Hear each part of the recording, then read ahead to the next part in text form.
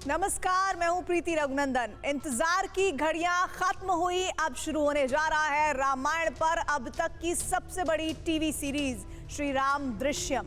देश के हर कोने से हम वो राम कथाएं खोज कर लाए हैं जो अभी तक अनसुनी थी। श्री राम से जुड़े ऐसे साक्ष्यों को खोज कर लाए हैं जो अभी तक अनदेखे थे। इस सीरीज में आज देखिए भारत श्रीलंका के बीच रामायण का एक ऐसा साक्ष्य जिसके बारे में कोई नहीं जानता। हम राम सेतु की बात नहीं कर रहे, हम राम सेतु के 21 टापू और टापू के उस शिला का दृश्यम खोज कर लाए हैं जहां आज भी श्री राम के चरण चिन्ह मौजूद होने का दावा किया जाता है। तो तैयार हो जाइए एक अद्भुत राम कथा से साक्षात्कार के लिए।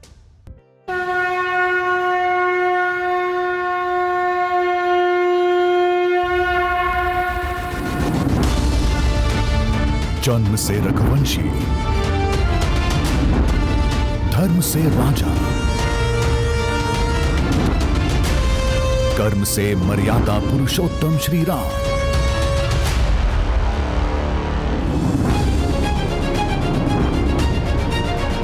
जिनके साहस, शौर्य और शील की गाथा वाल्मीकि रामायण के पन्नों में दर्ज है।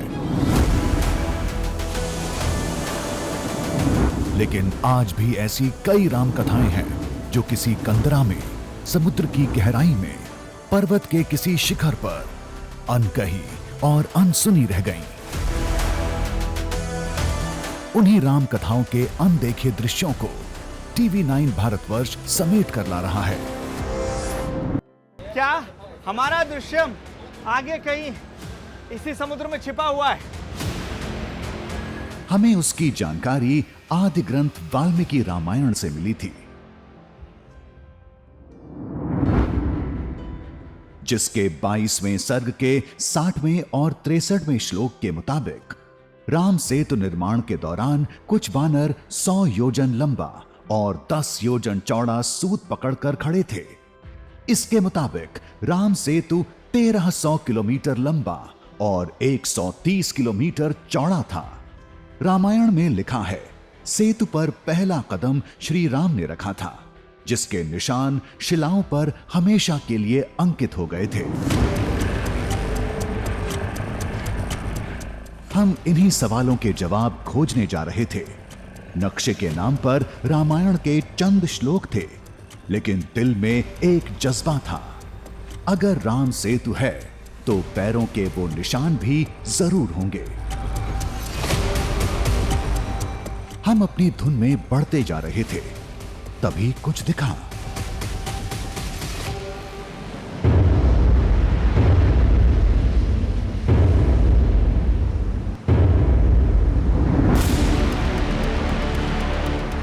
हमें क्या दिखा, क्या मिला, ये समझने के लिए कहानी को शुरू से देखते हैं।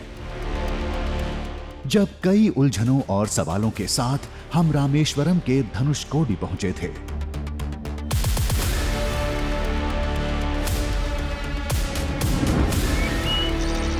सेतु बंद डिग चढ़ी रघुराई, चितव कृपाल सिंधु बहुताई।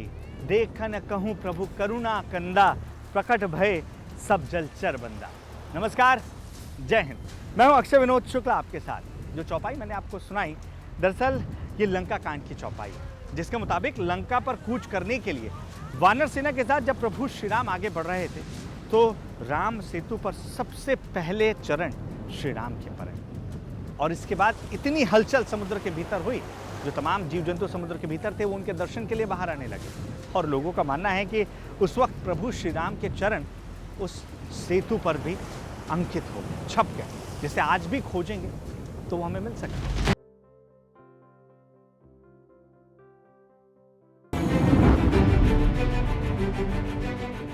लेकिन वो मिलेंगे कहाँ?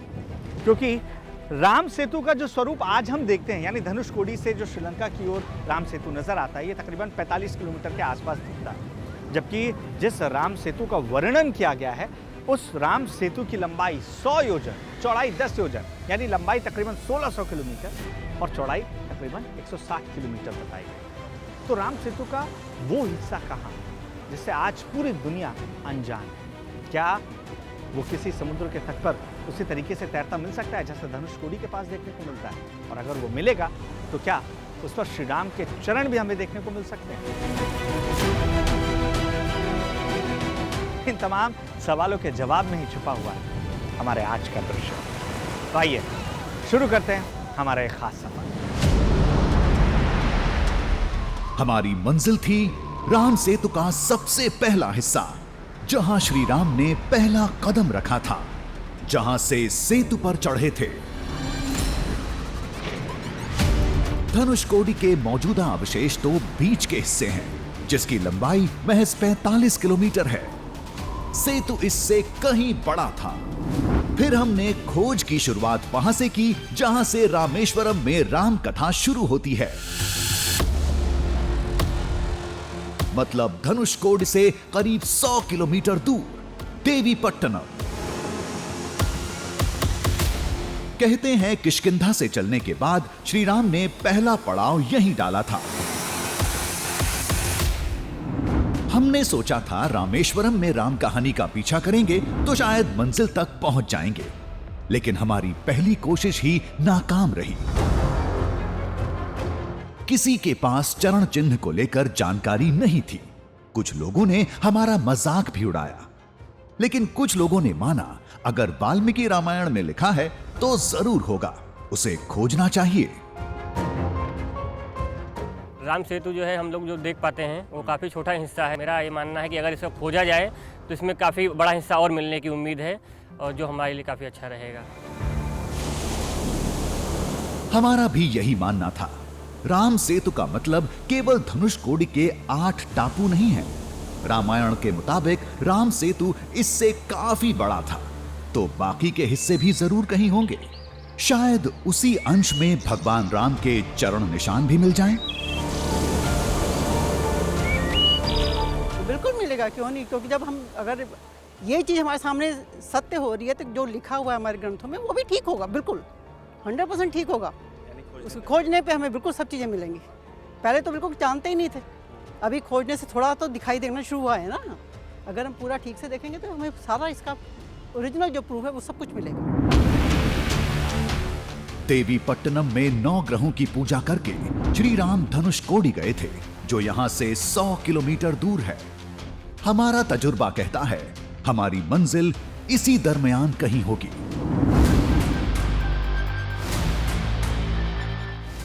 वैसे भी बात जब राम नाम की हो तो सिर्फ मंजिल मायने नहीं रखती, सफर का भी अपना एक मुकाम होता है।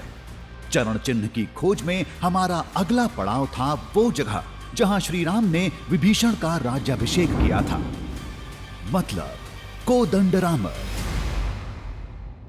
विभीषण इसी जगह पर प्रभु श्री राम की शरण में आया। श्रीलंका कूच करने के पहले ही इस जगह पर विभीषण का पट्टाभिषेक यानी राज्याभिषेक किया था, और यही वजह है कि इस जगह की खास विशेषता यहां पर मानी जाती है। यहां आने का हमारा एक ही मकसद था। रामायण में लिखा है विभीषण के आने के बाद ही समुद्र पर सेतु बनाने का काम शुरू हुआ था। शायद यहां से कुछ पता चल जाए।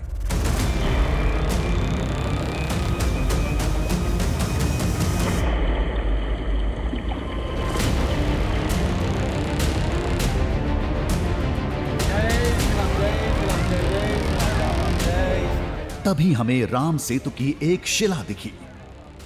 लोग उसकी पूजा कर रहे थे। हमें थोड़ी हैरत हुई। धनुषकोडी, जहां राम सेतु के अवशेष हैं, यहां से 20 किलोमीटर दूर है। पानी पर तैरने वाली शिलाएं वहीं मिलती हैं। फिर सेतु से इतनी दूर यह पत्थर यहां कैसे पहुंचा?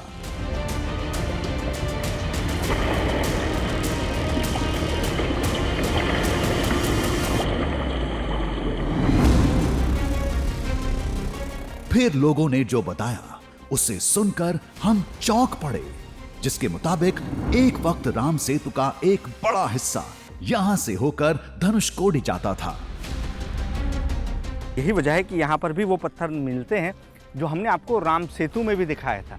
जब आप जाएंगे राम सेतु के करीब धनुषकोडी के पास, वहाँ इस तरीके के पत्थरों को आप देख पाएंगे, उनका दीदार कर पाएंगे, जो पानी में डूबते नहीं हैं, और इनकी लेयर बनाकर राम सेतु का निर्माण किया गया था। 15वीं शताब्दी का इतिहास भी यही बताता है। राम सेतु बहुत बड़ा था। लोग पैदल श्रीलंका चले जाते थे, लेकिन समुद्री तूफान और भूगर्भीय हलचल ने एक बड़े हिस्से को नष्ट कर दिया।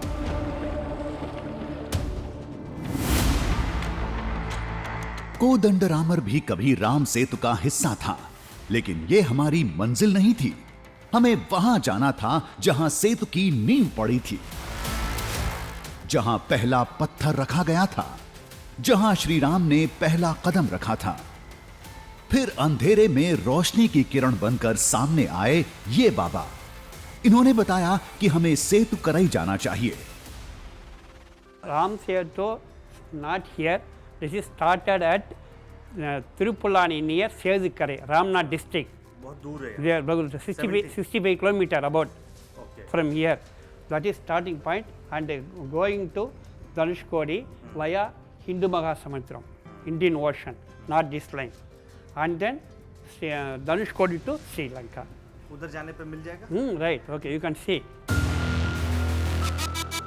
सेतु करई, ये नाम हमने पहली बार सुना था।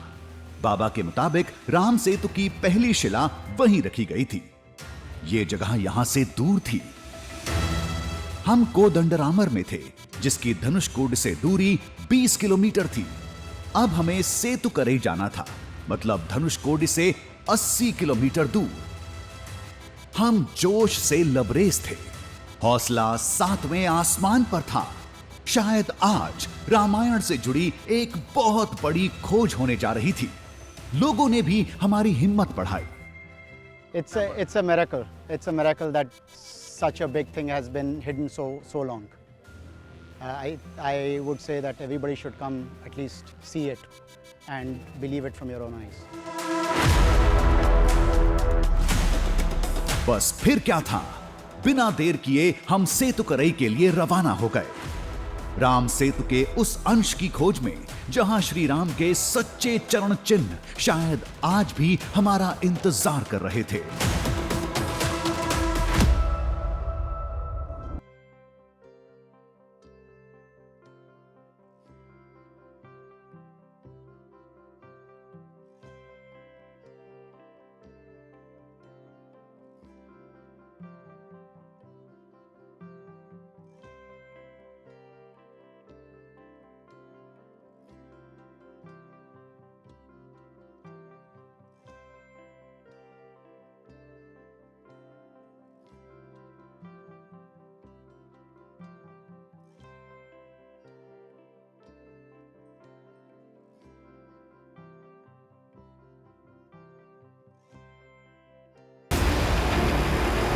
कहते हैं वो निशान आज भी सेतु के किसी हिस्से में मौजूद हैं, जिसकी खोज में हम सेतु करई की तरफ बढ़ते जा रहे थे।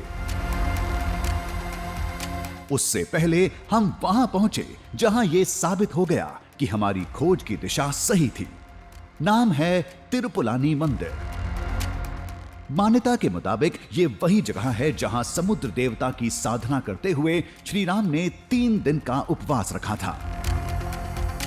ये वो जगह है जहां समुद्र से 3 किलोमीटर पहले मैं खड़ा हुआ और यहाँ पर खुद प्रभु श्री राम पहुँचे थे। और यहीं पहुँचने के बाद उन्होंने ना सिर्फ 3 दिनों का उपवास रखा था, बल्कि ये जो पूरा स्थान, जो दलदली क्षेत्र उस समय हुआ करता था, जिसे दरभारण्य यानी घास का पूरा जंगल माना जाता था, यहाँ 3 दिनों तक उपवास रखते हुए प्रभु श्री राम ने आवाहन किया था। आवाहन किससे किया था? समुद्रदेव से, कि उन्हें रास्ता दिया जाए ताकि वो यहां से पहुंच सके श्रीलंका।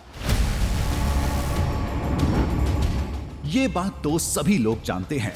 उस उपवास के बाद से सेतु बनाने का काम शुरू हुआ था।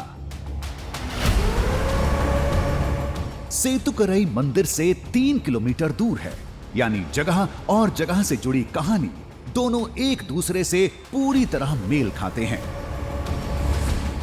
मंदिर से जुड़े पुजारी ने भी साफ किया कि लोग धनुषकोडी को राम सेतु मानते हैं, जबकि रामायण में सेतु बंधन को लेकर इस स्थान का जिक्र है।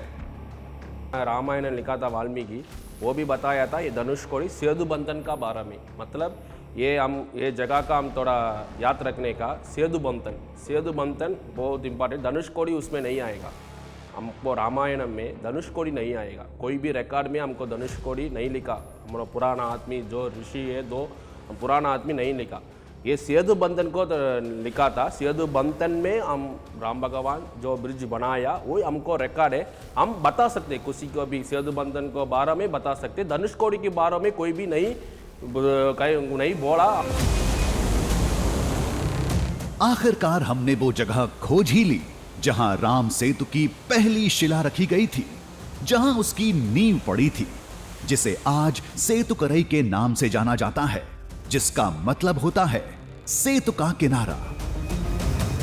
दरअसल ये वही जगह है जिसे लेकर मान्यता है कि यहाँ हनुमान जी ने सबसे पहला पत्थर रखा था जिस पर राम राम लिखा गया था, और जो पत्थर राम सेतु का पत्थर था जो पानी में डालते ही तैर गया, और यहीं से राम सेतु की रचना की गई जो यहाँ से होते हुए आगे बढ़ते हुए धनुषकोडी और उसके बाद लंका तक पहुँची थी। अब सोचिए कि ये तकरीबन 80 किलोमीटर दूर है, तो क्या जो बताया गया कि 100 योजन लंबा और तकरीबन 10 योजन चौड़ा राम सेतु था, क्या उसके अवशेष इस दिशा में यानी दूसरी दिशा में, अगर धनुषकोडी इस दिशा में है, हम दूसरी दिशा में बढ़ते हैं, तब भी क्या हमें मिल पाएगा?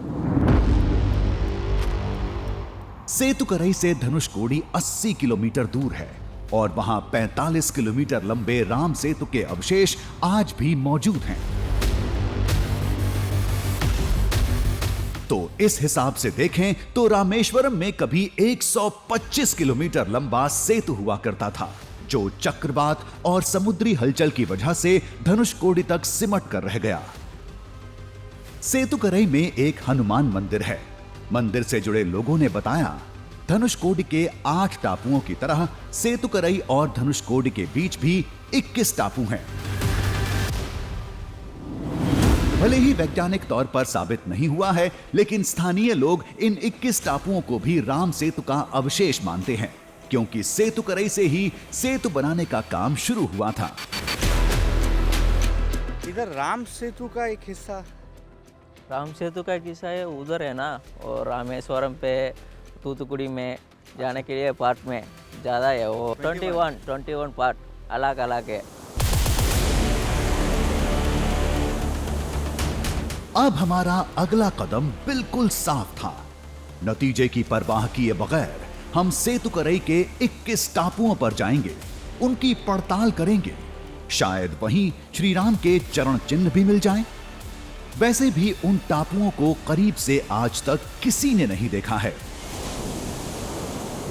तो वो राम सेतु जो 100 योजन लंबा था, वो राम सेतु जो 10 योजन चौड़ा था, यानी 160 किलोमीटर उसकी चौड़ाई थी और तकरीबन 1600 किलोमीटर उसकी लंबाई थी।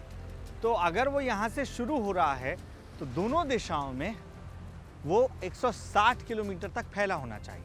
अब देखिए, एक चीज़ जो मुझे यहाँ आश्चर्यचकित कर रही है, और वो चीज़ ये कि जब आप यहाँ खड़े होकर, जिस जगह पर मैं खड़ा हूँ, जो से सेतुकरई कहा जाता है, आप धनुषकोडी सर्च करेंगे तो अभी भी मैप में धनुषकोडी एग्जैक्ट 80 किलोमीटर दिखाई पड़ता है, यानी इस दिशा में 80 किलोमीटर दूर धनुषकोडी है। अब मेरे मन में सवाल यही उठ रहा है कि अगर 80 किलोमीटर इस दिशा में जाने के बाद राम सेतु के साक्ष्य आज भी मौजूद हैं, तो क्या मैं अगर इस दिशा में कुछ दूर बढ़ता हूँ, मुझे राम सेतु के साक्ष्य मिल पाएंगे? अगर हाँ, तो अब हम उल्टी दिशा, यानी जिस दिशा पर अभी तक कोई नहीं गया राम सेतु की खोज में, वहीं जाने की कोशिश करेंगे। हम जोश के साथ तैयारी में जुट गए। फिर राह में एक बहुत बड़ा रोड़ा आ गया। वो 21 टापू गल्फ ऑफ मन्नार के मरीन नेशनल पार्क के दायरे में आते हैं, जहां समुद्री दुनिया में विशेष संरक्षित जीव जंतुओं का बसेरा है। केवल चंद टापुओं पर स्थानीय प्रशासन से विशेष परमिशन लेकर ही जाया जा सकता है। तो जाने का उसमें परमिशन हम जा सकते हैं? परमिशन नहीं देखता है, वो फॉरेस्ट एरिया ना अंदर है, कोई जा सकता है? नहीं, कोई नहीं जाएगा ना। फिशर्स बोट जाते हैं? नहीं जाएगा, नहीं बोट ज़्यादा है ना, फिशर्स वाला है, नियर है, वो फिशिंग वाला है, ज़्यादा है इधर। उधर नहीं, उस पर अलाउड नहीं है। हमने मछुआरों से बात की, बिना परमिशन जाने के लिए कोई तैयार नहीं था। तब समझ में आया कि लोगों के पास उन 21 आइलैंड्स की जानकारी क्यों नहीं है। उधर सूरज डूबने वाला था, इधर उम्मीदों की किरण भी बुझने की कगार पर थी। फिर मन ही मन तय किया, कल स्थानीय प्रशासन से बात करके एक कोशिश जरूर करेंगे।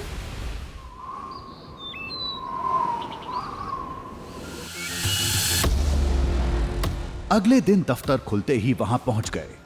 कई घंटे की कवायद के बाद महज 5 टापुओं पर जाने की इजाजत मिली। थोड़ी निराशा थी, लेकिन उम्मीद बरकरार थी। वो धरा जो समुद्र के बीच मौजूद है, जो पानी में तैर रही है, जिस पर प्रभु श्री राम के चरण सबसे पहले पड़े थे और वो चरण के निशान आज भी जहां अंकित है, उसका दृश्यम दिखाने का वादा हमने आपसे किया था, जिस पर जाने की तमाम कोशिशें हम लगातार कर रहे हैं। इस बात की कोई गारंटी नहीं थी कि उन्हीं 5 टापुओं पर श्री राम के चरण चिन्ह मिलेंगे, लेकिन एक बात का दिलासा भी था, चिन्ह भले ना मिले, लेकिन राम सेतु के नए अवशेष तो मिल ही जाएंगे। इस बोट के सहारे हम उस जगह पर जाने की कोशिश करेंगे जहां से बताया जा रहा है कि राम सेतु का एक हिस्सा दिखता है, जिसे शायद ही आज तक आम लोगों ने देखा है। बताया जा रहा है कि वो वहाँ कहीं बीच समुद्र पे है, जिसके लिए हमें यहाँ से तकरीबन 5 से 8 किलोमीटर चलना होगा।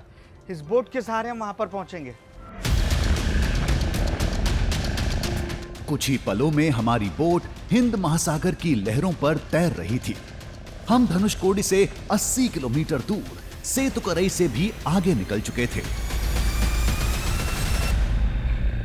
मेरी उत्सुकता और बढ़ चुकी है, मेरी उम्मीदें बढ़ चुकी हैं कि जिस दृश्य की खोज में हम निकले हैं वो यहाँ समुद्र के भीतर कहीं देखने को मिल सकता है।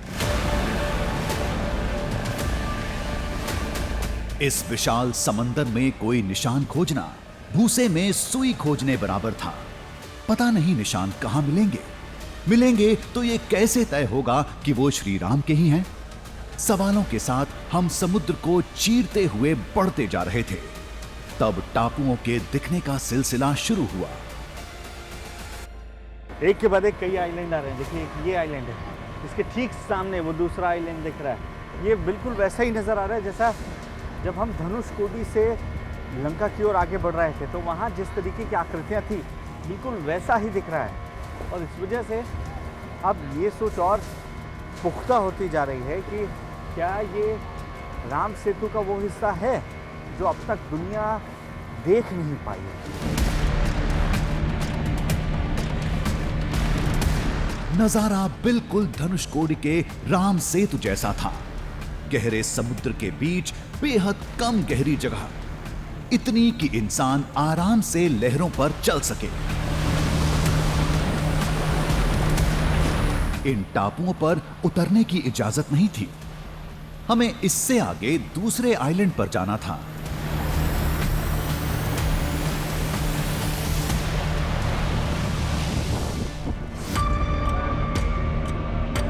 समुद्र में हमारा पहला पड़ाव ये टापू था। स्थानीय लोगों की माने तो हमारे कदम इस वक्त उस जमीन पर थे जो कभी राम सेतु का हिस्सा हुआ करता था।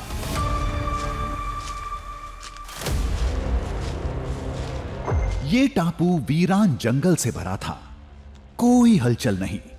अगर कुछ महसूस हो रहा था तो सिर्फ सन्नाटा।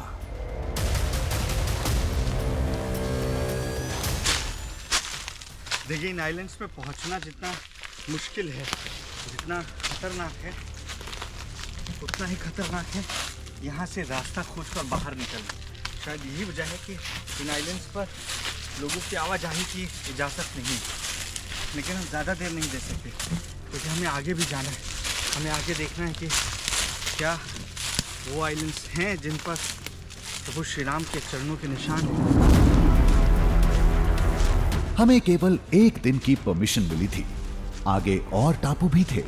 जितना मुमकिन था उतना खोजा, लेकिन हमें किसी रूप और आकार में कोई निशान नहीं मिला।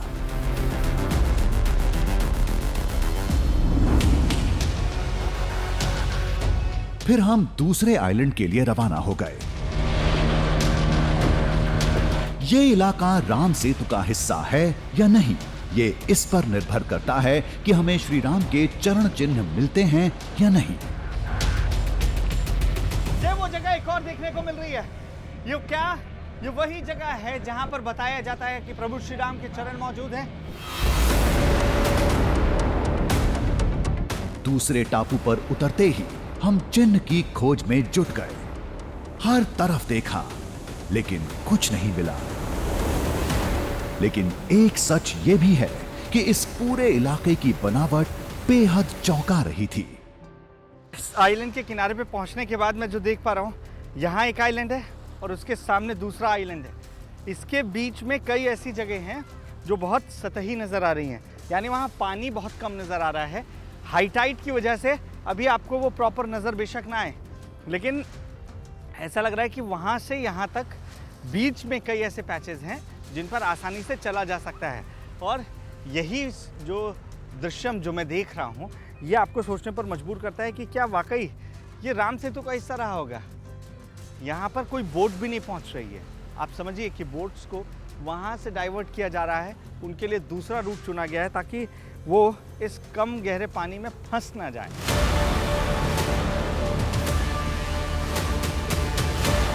ऐसा लग रहा था कि हम धनुषकोडी में हैं, लेकिन हकीकत में हम वहां से करीब 90 किलोमीटर की दूरी पर थे।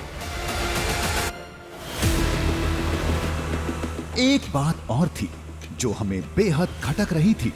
अगर ये इलाका राम सेतु का हिस्सा है तो यहाँ पानी पर तैरने वाले पत्थर क्यों नहीं दिख रहे? एक एक करके हमने 4 टापुओं की खाक छान ली, लेकिन कोई साक्ष्य नहीं मिला जो ये साबित कर दे कि हम राम सेतु के सबसे पुराने अवशेष के बीच में थे। पैरों के निशान तो अब बहुत दूर की कौड़ी लगने लगी थी।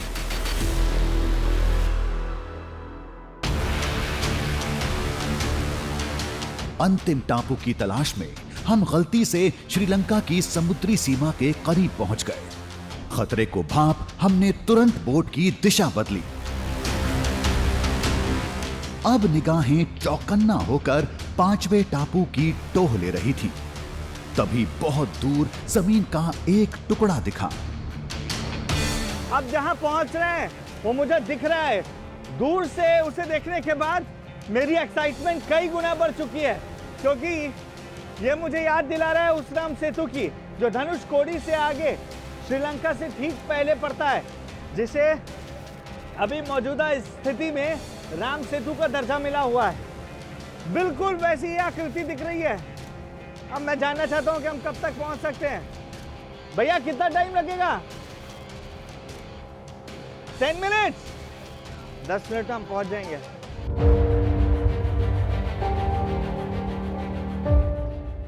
ये टापू हमारी आखिरी उम्मीद थी। यहां कुछ नहीं मिला तो पूरी कवायद धरी की धरी रह जाएगी। यकीन करना बेहद मुश्किल है। जिस हिस्से पर शायद मछुआरे पहुंचते हो, जहां आप बिना लाइफ जैकेट के आने की सोच भी नहीं सकते हैं, मैं उस जगह पर खड़ा हूं जो चारों तरफ समुद्र से घिरी हुई है। आप देखिए कि हर तरफ जो समुद्र की लहरें वो हिलोरे मार रही हैं और इस पर मैं आसानी से चल पा रहा हूं। ये बिल्कुल वैसा ही है जैसा हमने राम सेतु में अनुभव किया है। क्या यही वजह है कि इसे लोग राम सेतु का एक हिस्सा बताते हैं? टापू पर कदम रखते ही चेहरे पर एक विजयी मुस्कान खिल उठी। वजह थे ये पत्थर जो बिल्कुल राम सेतु जैसे थे, केवल आकार का फर्क था। विज्ञान की भाषा में इन्हें प्यूमाई स्टोन कहा जाता है। पहली झलक में ये टापू राम सेतु का हिस्सा लग रहा था। How deep is it? कितना गहरा है? 45 फीट तक की गहराई है आजू बाजू। सिर्फ यही एक हिस्सा है जो थोड़ा लंबा नजर आता है। अभी हाई टाइड की वजह से थोड़ा दबा हुआ है। मैंने चलकर आपको दिखाया कि वहां मेरे घुटने से भी कम पानी है। Coral live coral. महज पत्थरों के दम पर इस आइलैंड को राम सेतु का दर्जा नहीं दिया जा सकता। वो चरण चिन्ह मिले तो कुछ बात बने। आइलैंड बहुत बड़ा नहीं था, हमने कुछ ही मिनटों में इसे कदमों से नाप दिया। कोई निशान नहीं मिला। थोड़ी निराशा हुई, कहीं ये कोई साधारण टापू तो नहीं है। फिर राम सेतु वाले पत्थर कहां से आए? ये समझने के लिए हमने ड्रोन कैमरा उड़ाया।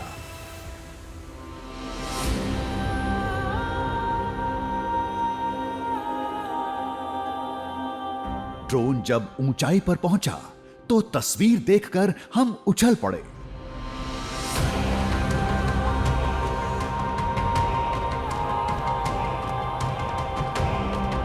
Oh my God, oh my God, ये पूरा टापू चरण के आकार का है। वाकई विश्वास नहीं हो रहा है। ये हो कैसे सकता है? इतना बड़ा निशान। मतलब ये सवाल मेरे जहन में उठ रहा है कि क्या ये वही साक्ष्य है जिसका दावा लोग कर रहे थे? यानी क्या हम इस वक्त राम सेतु के उस हिस्से में खड़े हैं जहां श्री राम ने अपना सबसे पहला कदम रखा था, जैसा रामायण में लिखा हुआ है? जिसे खोज रहे थे, हम उसके ठीक बीच में खड़े थे।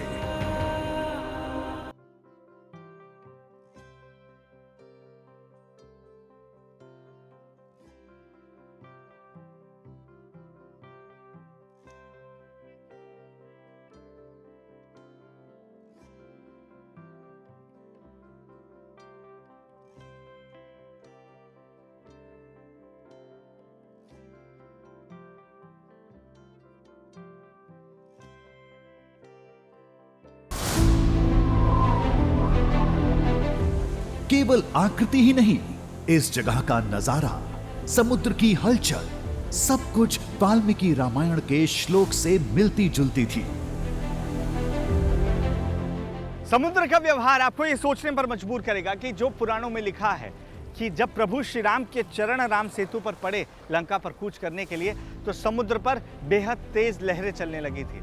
इस स्थान पर देखिए, बिल्कुल वही आपको अनुभव आएगा जहां तेज लहरें दोनों ओर से आती हुई आपको नजर आती हैं। जब प्रभु श्री राम के चरण राम सेतु पर पड़े थे, तब जो तमाम जीव जंतु जिनका वास समुद्र के भीतर होता है वो निकल आए थे। और जिस जगह पर मैं खड़ा हूं, यहां पर सिर्फ कोरल्स आपको नजर आ रहे हैं। आज तक यहां किसी इंसान के कदम नहीं पड़े, मछुआरे भी इधर नहीं आते। वो तो हम थे जो आदि ग्रंथ से मिले सुराग के दम पर रामायण की निशानी खोजने समुद्र में उतर पड़े थे। हताश हुए, निराशा ने घेरा। आखिरकार समुद्र में चरण चिन्ह को खोजने में कामयाब रहे। समुद्र में तकरीबन 10 किलोमीटर भीतर पहुंचने के बाद मेरे घुटने तक का पानी नहीं है और इस पर मैं आसानी से चल सकता हूं। ये देखिए, और अगर ये वही हिस्सा है जो लोगों की आस्था का विषय है, जिसे लोग राम सेतु बता रहे हैं, तो यकीनन ये रेत, ये वही रेत होगी जो प्रभु श्री राम के चरणों से होकर गुजरी है। ये वही पत्थर हैं जिस पर कभी राम राम लिखकर नल और नील ने कुछ इस तरीके से ये पूरा सेतु बनाया था, जिस पर लंका फतह करने के लिए पूरी वानर सेना प्रभु श्री राम की अगुवाई में आगे श्रीलंका की ओर यानी लंका की ओर बढ़ी थी। और ये वही राम सेतु का हिस्सा है जिसे खोजने हम निकले हैं। धनुषकोडी और श्रीलंका के बीच जो 8 टापू हैं, वो रामायण काल के हैं। वैज्ञानिक इसकी पुष्टि कर चुके हैं। अब सवाल ये खड़ा होता है कि धनुषकोडी से 90 किलोमीटर दूर हमें जो टापू दिखे थे, जो चरण चिन्ह दिखा था, क्या ये सब भी त्रेता युग के राम सेतु के साक्ष्य हैं? तर्कों के हिसाब से तो ऐसा लगता है, लेकिन अभी भी इसे वैज्ञानिक तौर पर परखा जाना बाकी है। सेतु करई जो स्थान था, सेतु करई में पहला पत्थर पड़ा था। सेतु करई को अगर हम लोग बीच में रख करके चलें तो उसके एक तरफ रामेश्वरम जो है वो 60 किलोमीटर की दूरी पर है और दूसरी तरफ जो चरण टापू है, जिसको की मान्यता है कि वो वहाँ प्रभु श्री राम के पदचिन्ह का वो टापू है, उसकी दूरी भी 60 किलोमीटर है। अगर आप इन 60 किलोमीटर को भी जोड़ें तो कुल जो आपके पास संख्या आती है वो 120 आती है। ये भी अपने आप में एक प्रमाण है कि राम सेतु जो है उसकी पूरी चौड़ाई 10 योजन के करीब थी और लंबाई 100 योजन के करीब थी। तो मुझे लगता है कि इसकी साइंटिफिक पड़ताल, साइंटिफिक जांच इसकी अवश्य और होनी चाहिए ताकि और सत्य सामने आ सके।